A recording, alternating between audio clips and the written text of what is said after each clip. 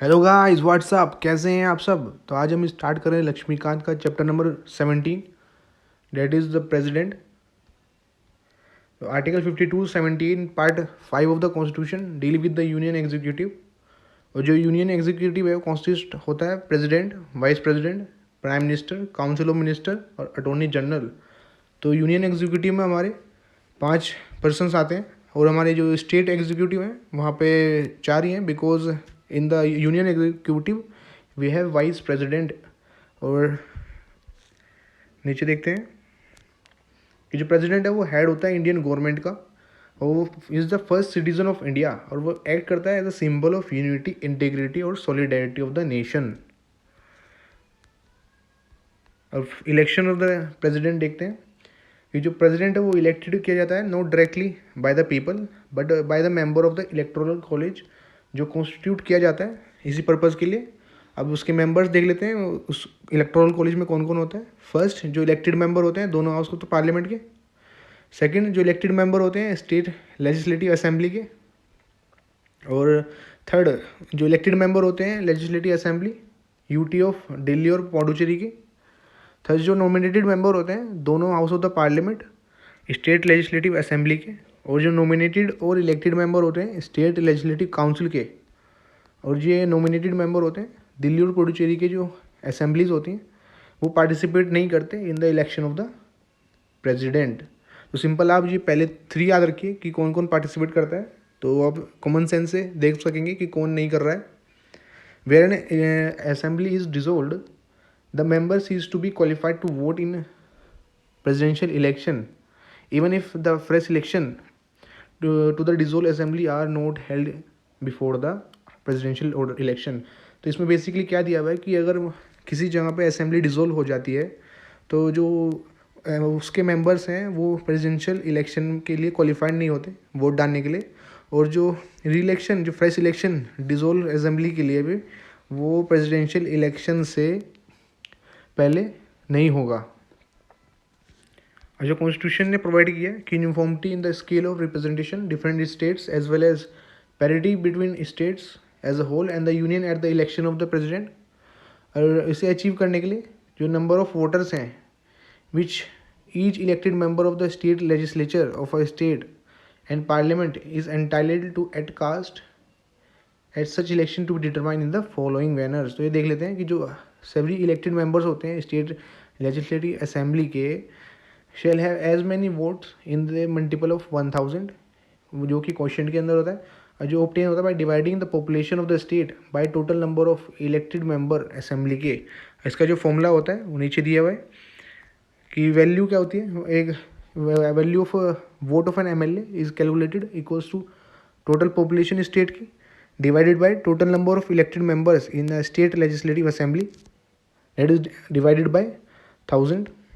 तो इससे आपकी जो वैल्यू है वोट की एमएलए की वो निकल के आ जाती है कि टोटल पॉपुलेशन जो स्टेट की है पी, एंड जो total number of elected member जितने भी हैं, तो इलेक्टेड मेंबर जितने भी होंगे एंड 1/1000, इससे वैल्यू आ जाएगी।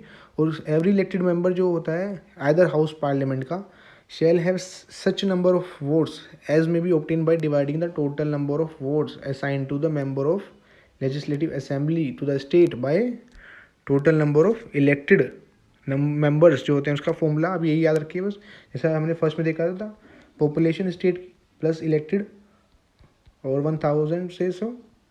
यहाँ पे जो value of a vote and MP, इसमें क्या कि total value of vote of all and MP of all state, जो टोटल वैल्यू है हमने पहले 1 की निकाली थी इस मेथड से। तो इससे क्या करेंगे कि इसको जो आएगा उसको मल्टीप्लाई कर देंगे जितने भी नंबर ऑफ एमएलएज हैं कि total votes of all MLA कि एमएलए की वोट्स निकाली थी हमने। अब देख लाते हैं दोबारा आपको ऊपर कि इस फॉर्मूले से हमने एमएलए की वोट निकाली थी एक एमएलए की। अब टोटल जितने भी एमएलए हैं उससे इसको आप मल्टीप्लाई कर देंगे divide by total number of elected जो मेंबर हैं पार्लियामेंट के अंदर, तो यहाँ से वैल्यू निकल जाएगी एमपी की। तो एक बार दोबारा रिवाइज कर लेते हैं इसको कि जो एमएलए की जो वोट है वो है कि total population P divided by elected member जो स्टेट लेजिस्लेटिव असेंबली के हैं, और उसे 1/1000 से आप मल्टीप्लाई कर देंगे।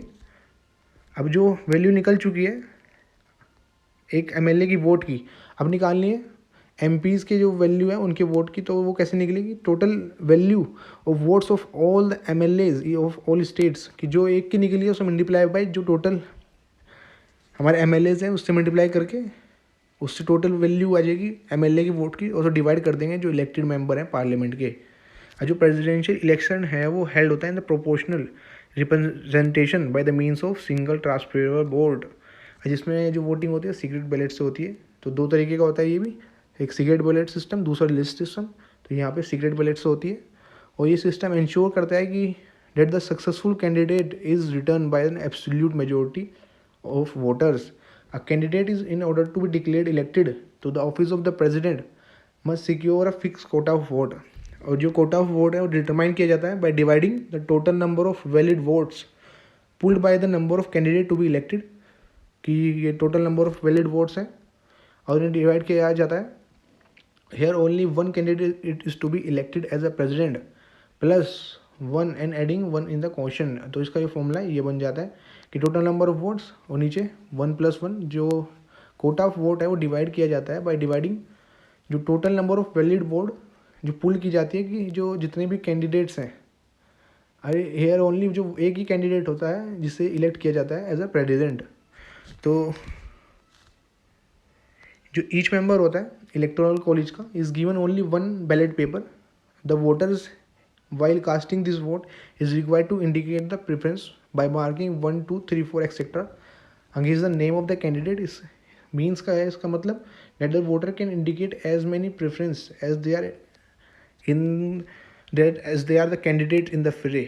ओके, तो उसमें बेसिकली होता क्या है कि जो भी मेंबर होता है इलेक्टोरल कॉलेज का उसे एक बैलेट पेपर दिया जाता है और उसके ऊपर नंबर्स होते हैं 1 2 3 4 करके कि the voters having casting this vote required to indicate is preference, कि वो मार्क करता है कि वो एक नंबर में जो पर्सन खड़ा है उसको दे रहा है या 2 नंबर या 3 नंबर 4 नंबर, ये नंबर ऑफ कैंडिडेट जितने भी हैं। तो यही सिस्टम ऑफ प्रोपोर्शनल रिप्रेजेंटेशन है, पूरा डिस्कस भी करेंगे।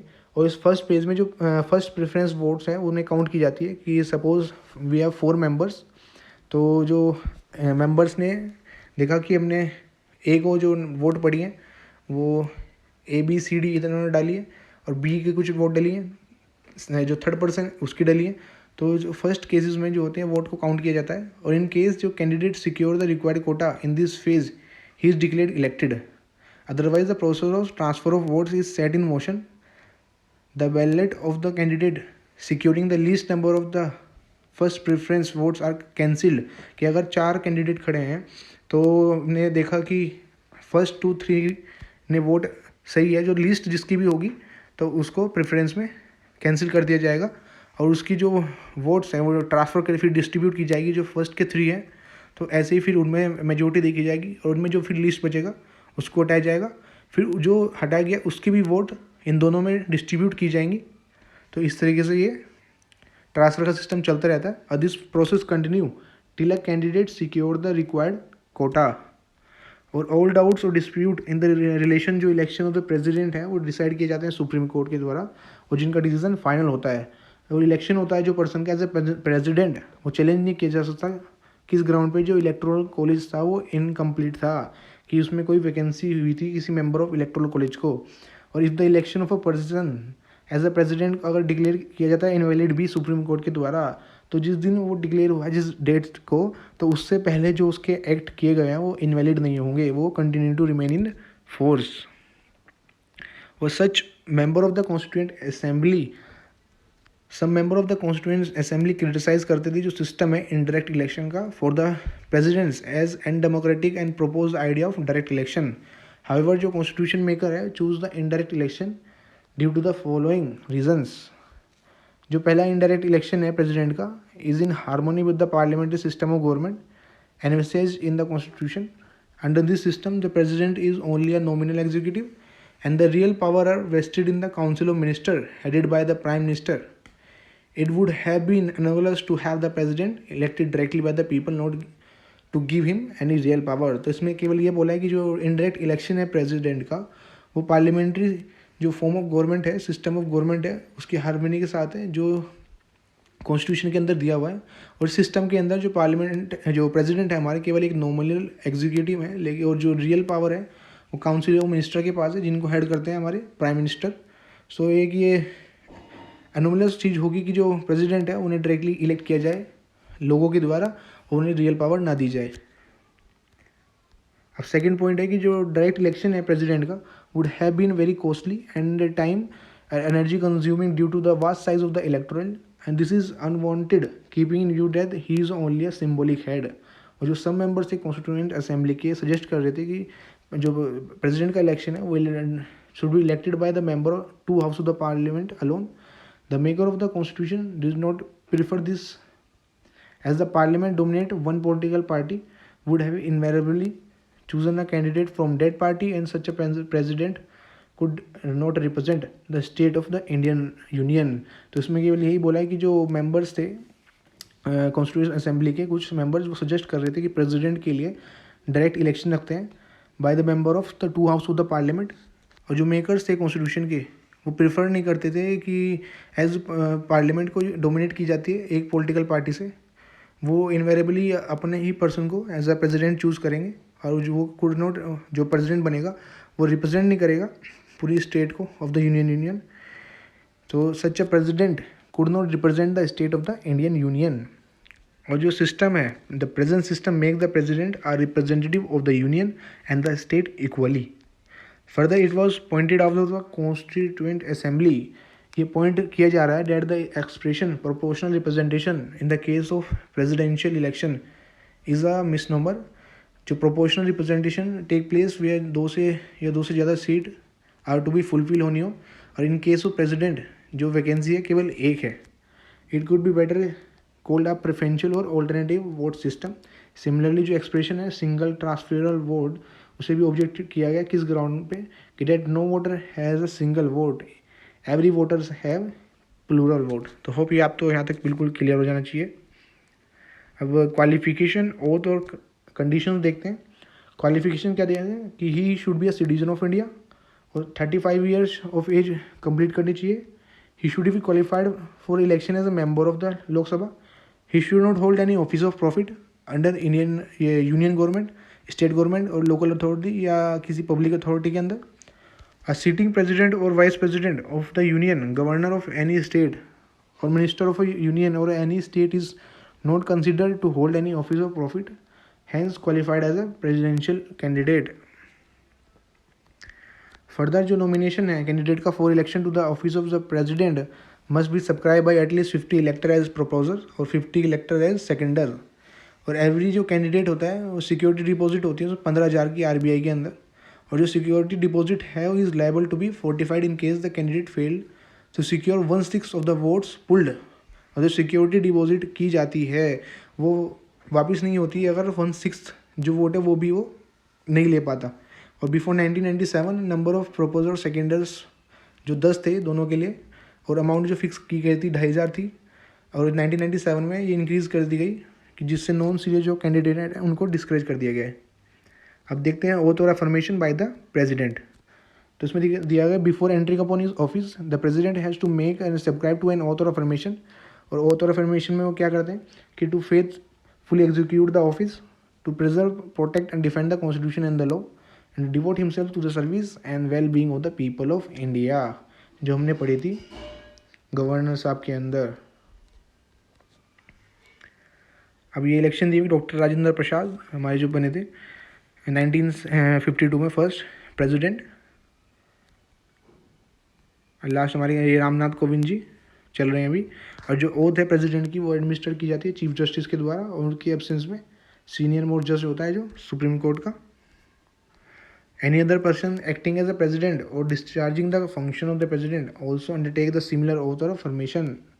और कंडीशन ऑफ प्रेसिडेंट ऑफिस देखते हैं कि जो constitution laid out the following conditions of the president's office. First, he should not be a member of either house of the parliament और a house of state legislature. If any such person is elected as a president, he is considered to have vacated his seat in that house on the date on which he entered his office as a president. तो ही should not be a member नहीं होना चाहिए किसी भी house of parliament का या state legislature का। और अगर कोई पर्सन ऐसा इलेक्ट हो जाता है प्रेसिडेंट, तो उसे हाउसेस के अंदर अपनी सीट जो है छोड़नी पड़ेगी। सेकंड है, वो कोई ऑफिस ऑफ प्रॉफिट होल्ड नहीं करना चाहिए, और उसे ही is entitled without payment of rent use of his official residence Rashtrapati Bhavan, और जो गवर्नर के लिए था हमारा वो था राजभवन। फोर्थ है कि he is entitled to such emolument allowances जो पार्लियामेंट डिटरमाइन करते हैं, और उसके एलोमेंट और allowances can not be diminish during his term of office. 2018 के अंदर पार्लियामेंट ने जो सैलरी इंक्रीज़ कर दी गई, ये दिखा दी गई 1.5 लाख से 5 लाख कर दिए पर मंथ। अर्लियर जो 2008 के अंदर जो पेंशन थी रिटायर्ड प्रेसिडेंट की, वो इंक्रीज़ की गई थी 3 lakh per annum to 50% of his salary per month, that is 2.5 lakh. In addition the former president are entitled to furnish residence, phone facilities, car, medical treatment, travel facility, secretariat staff और other expenses up to 1 lakh rupees per annum. और जो spouse होती है जो disease president की, वो भी उसे फैमिली पेंशन मिलती है। 50% ऑफ द पेंशन होती है जो रिटायर्ड प्रेसिडेंट की, उसे भी phone facility, furnish residence provide होता है, car, medical treatment, travel facility, secretariat staff और office expenses up to 20,000 per annum के। और अदर प्रिविलेजेस और इम्यूनिटीज़ भी दी जाती हैं, वो इम्यून होते हैं during his term of office from criminal proceeding even in respect of his personal act, और उन्हें अरेस्ट भी नहीं किया जा सकता। हाउएवर 2 मंथ के नोटिस के बाद सिविल प्रोसीडिंग इंस्टीट्यूट की जा सकती है उनके against only in the cases of in civil proceeding जो हो सकती है, ना कि क्रिमिनल।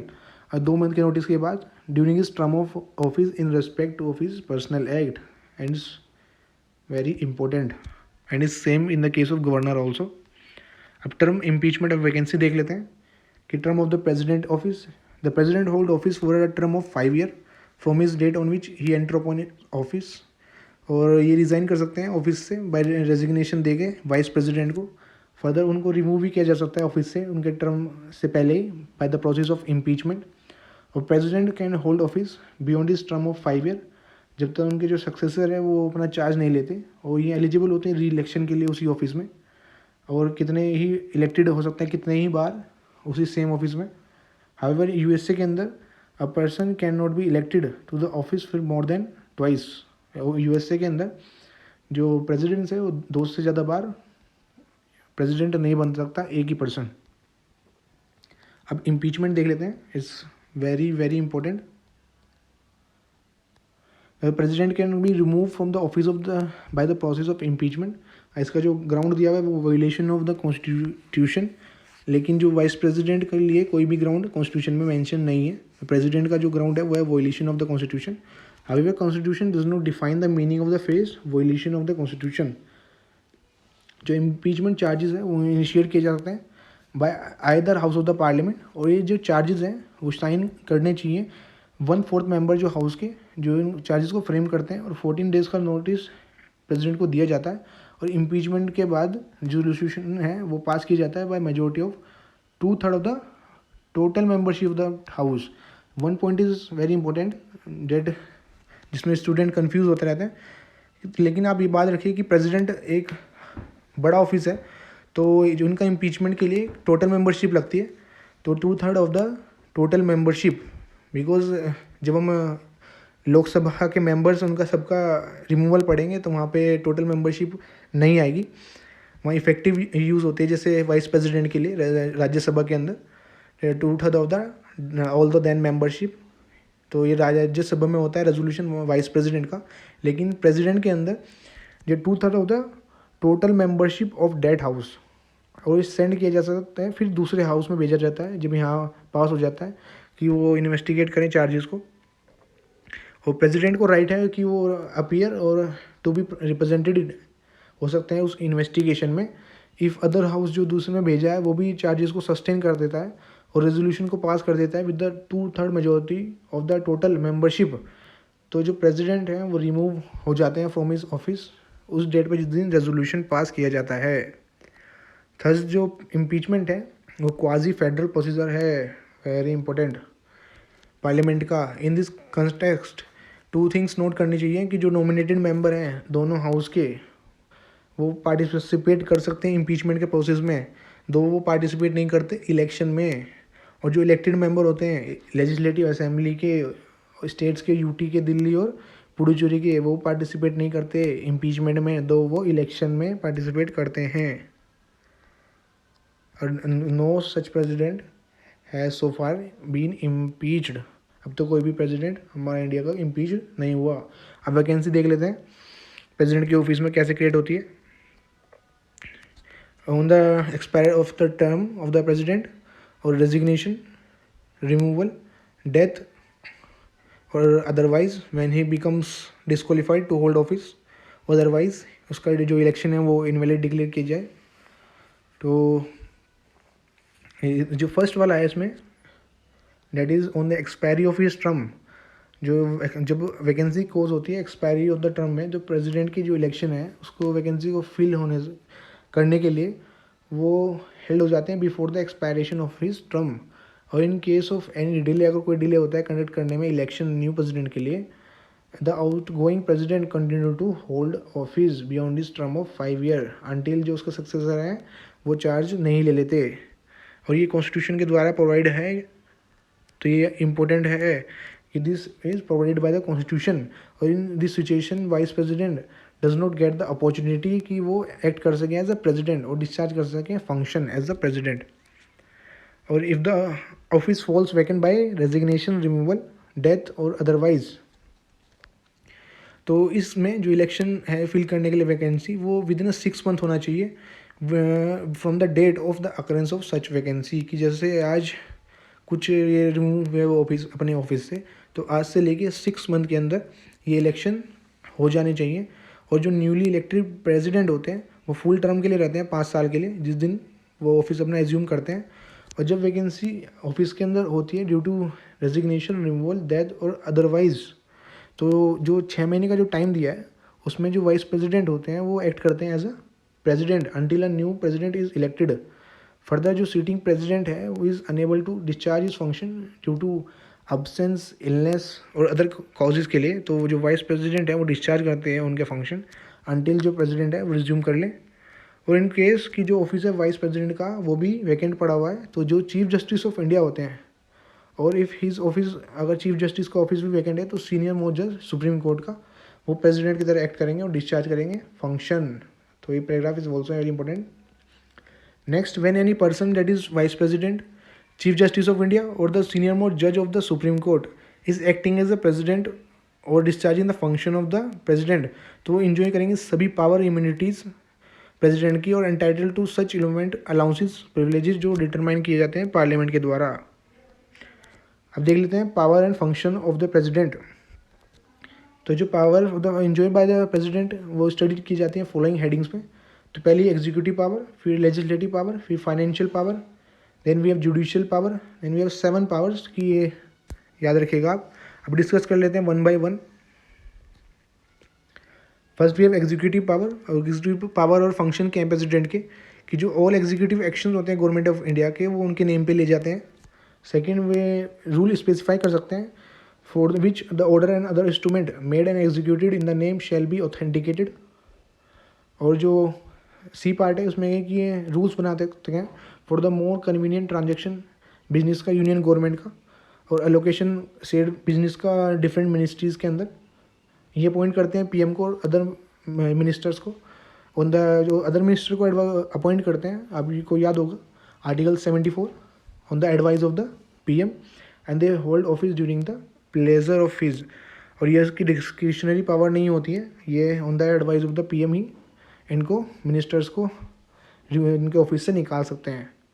और ई पॉइंट है, he appoint the attorney general of India और डिटरमाइन करता है उसका जो रिम्यूनरेशन होता है, जो अटॉर्नी जनरल होल्ड करता है office during the pleasure of the president. It's also very important.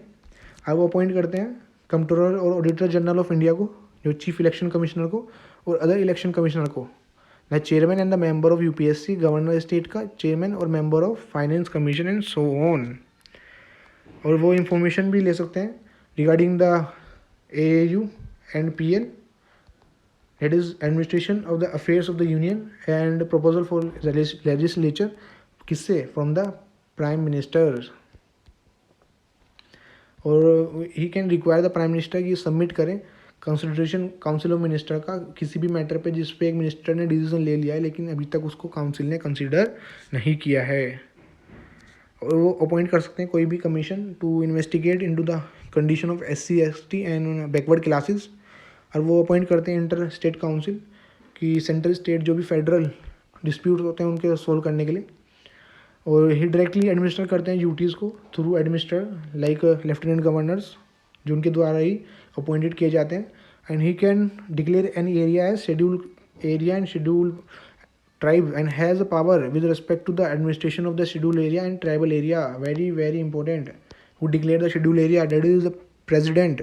जो हम शेड्यूल एरिया का जो चैप्टर है उसमें भी पढ़ेंगे। अब लेजिस्लेटिव पावर देख लेते हैं कि प्रेसिडेंट जो इंटीग्रल पार्ट है पार्लियामेंट का और इंजॉय करते हैं फॉलोइंग लेजिस्लेटिव पावर कि वही कि ये समन करते हैं और प्रोक करते हैं पार्लियामेंट को और डिसॉल्व भी कर सकते हैं लोकसभा को। He can also summon a joint sitting of the both of the parliament, वो जो प्रिसाइड की जाती है स्पीकर लोकसभा के जो हम पार्लियामेंट में डिस्कस कर रहे हैं। और वो एड्रेस करते हैं पार्लियामेंट को at the commencement of the first sitting her general election के बाद। और फर्स्ट सेशन होता है जो हर साल का कि हर साल का फर्स्ट इलेक्शन के बाद का जो सिटिंग होता है वो और जो फर्स्ट सेशन होता है न्यू ईयर का उसको जो ये प्रिसाइड करते हैं, ये मतलब एड्रेस करते हैं। प्रिसाइड तो हमारे स्पीकर करते हैं। और he can send message to the house of the parliament whether with respect to the bill जो पेंडिंग है पार्लियामेंट में और अदरवाइज वो अपॉइंट कर सकते हैं मेंबर ऑफ लोकसभा को कि वो प्रिसाइड करे। प्रिसाइडिंग जब जो स्पीकर और डिप्टी स्पीकर का ऑफिस वैकेंट पड़ा हो। सिमिलरली वो अपॉइंट कर सकते हैं मेंबर राज्यसभा का कि प्रिसाइड करे proceeding when the office of both chairman और डिप्टी चेयरमैन खाली हो। और 12 मेंबर्स को नॉमिनेट करते हैं राज्यसभा के from amongst person having special knowledge और practical experience literature science art और सोशल सर्विस में। और नॉमिनेट करते हैं 2 मेंबर लोकसभा के फ्रॉम एंग्लो इंडियन कम्युनिटी जो अभी करंट अफेयर में जो था कि ये प्रोविज़न हटा दिया गया है। He decide on question on as to disqualification of member of the parliament in consultation with election commission. और इसकी प्रायर रिकमेंडेशन और परमिशन पे he is needed to introduce certain types of bill parliament के अंदर। For example bill involving expenditure consolidated fund of India से कोई भी expenditure होना है, खर्चा होना है। और ए बिल जो कोई भी ऑल्टर करता है बाउंड्रीज को क्रिएशन जो हम पढ़ चुके हैं आर्टिकल 3। अब देख लेते हैं कि जो when a bill is sent to the president after it has been pass by both the house of the parliament, तो इनके पास 3 पावर्स हैं कि वो असेंट दे सकते हैं इस बिल को और इसको रोक सकते हैं, विड्रॉल कर सकते हैं और रिटर्न कर सकते हैं अगर वो मनी बिल नहीं है for the consideration of the parliament. Money bill का ये कॉन्सेप्ट आपको पार्लियामेंट में क्लियर हो जाएगा। यहाँ एक बात बस याद रखिए मनी बिल के लिए एक trick RNA। What is RNA कि money bill is neither rejected by nor amended. तो बस ये है कि प्रेसिडेंट को या तो हाँ कर सकते हैं या ना कर सकते हैं मनी बिल को, इसको रिटर्न नहीं कर सकते। तो ये क्लियर हो गया होगा आपको। नेक्स्ट है however if the bill is pass by the parliament with और विदाउट अमेंडमेंट दो जो president has to give his assent to the bill. तो यही दिया कि अगर जो हाउस है उसने दोबारा बिल पास कर दिया अमेंडमेंट के साथ या नहीं भी तो उस दोबारा सिचुएशन में प्रेसिडेंट को असेंट देना ही पड़ेगा। और वो जब स्टेट लेजिस्लेचर जो है बिल पास करता है और गवर्नर प्रेसिडेंट के कंसिडरेशन के लिए उसे रिजर्व करता है तो प्रेसिडेंट उसको असेंट भी दे सकता है, विद होल्ड कर सकता है और गवर्नर को डायरेक्ट करता है कि इस बिल को रिटर्न करें अगर मनी बिल नहीं है कि स्टेट लेजिस्लेचर के रिकंसिडरेशन के लिए। यहाँ एक बात नोट की जानी चाहिए कि that it is not obligatory, president के ऊपर ओब्लिगेशन नहीं है कि वो इस बिल को असेंट दे। इवन ये दोबारा अगर स्टेट लेजिस्लेचर ने पास कर दिया तब भी। और जैसे हमने ऊपर पार्लियामेंट में देखा था कि रिकंसिडरेशन के लिए भेज देता है, तो अगर दोबारा पार्लियामेंट रिकंसिडर करके विद और विदाउट अमेंडमेंट प्रेसिडेंट के पास भेजता है तो उनको उसको असेंट देना ही पड़ता है, लेकिन स्टेट लेजिस्लेचर में ये नहीं है।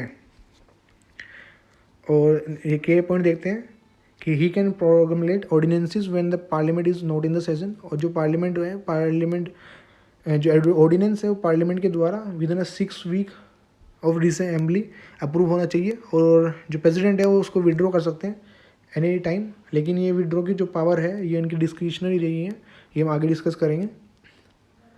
ही lays the record of the CAG UPSC finance commission and others before the parliament.